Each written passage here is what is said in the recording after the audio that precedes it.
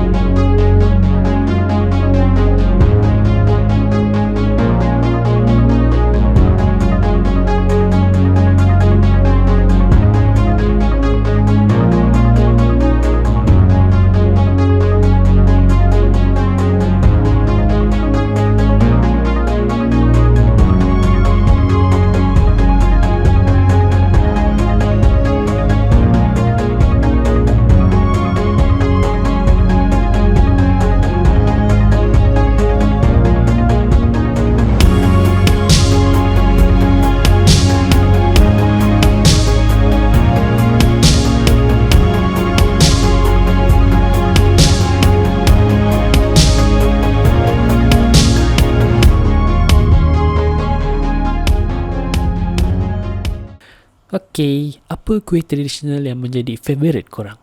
Sila komen. Thank you.